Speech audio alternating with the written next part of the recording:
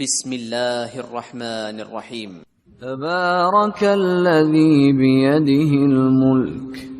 وهو على كل شيء قدير، الذي خلق الموت والحياة ليبلوكم أيكم أحسن عملا، وهو العزيز الغفور، الذي خلق 7 سماوات طباقا ما ترى في خلق الرحمن من تفاوت، فارجع البصر هل ترى من فطور، ثم ارجع البصر كرتين ينقلب إليك البصر خاسئا وهو حسير، ولقد زينا السماء الدنيا بمصابيح وجعلناها رجوما للشياطين، وأعتدنا لهم عذاب السعير، وللذين كفروا بربهم عذاب جهنم وبئس المصير. إذا ألقوا فيها سمعوا لها شهيقا وهي تفور، تكاد تميز من الغيظ، كلما ألقي فيها فوج سألهم خزنتها ألم يأتكم نذير، قالوا بلى قد جاءنا نذير فكذبنا وقلنا ما نزل الله من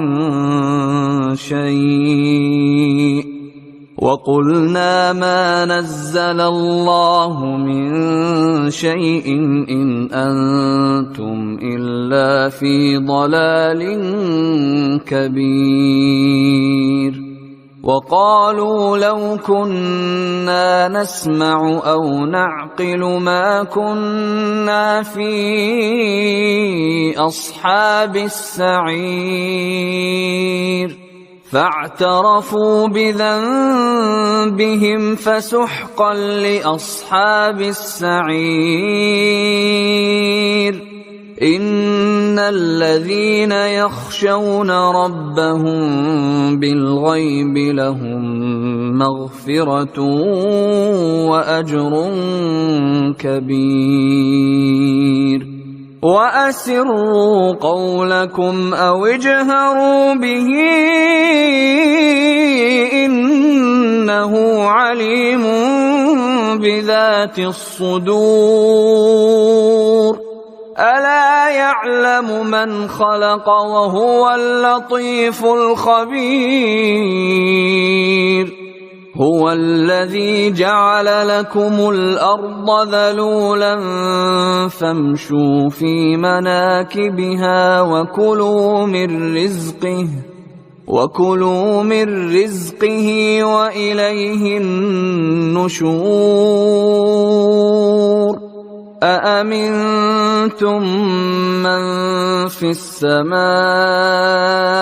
أن يخسف بكم الأرض فإذا هي تمور، أم أمنتم من في السماء أن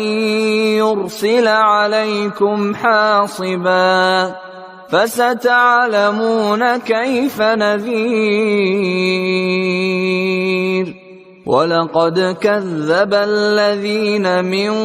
قبلهم فكيف كان نكير. أولم يروا إلى الطير فوقهم صافات صافات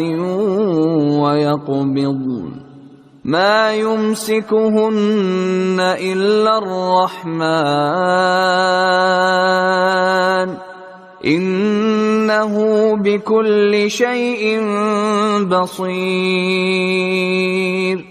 أمن هذا الذي هو جند لكم ينصركم من دون الرحمن إن الكافرون إلا في غرور أمن هذا الذي يرزقكم إن أمسك رزقه بل لجوا في عتو ونفور أفمن يمشي مكبا على وجهه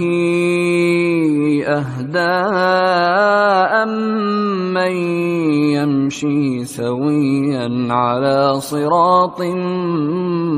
مستقيم قل هو الذي أنشأكم وجعل لكم السمع والأبصار والأفئدة قليلا ما تشكرون قل هو الذي ذرأكم في الأرض وإليه تحشرون ويقولون متى هذا الوعد إن كنتم صادقين قل إنما العلم عند الله وإنما أنا نذير مبين فلما رأوه زلفة سيئت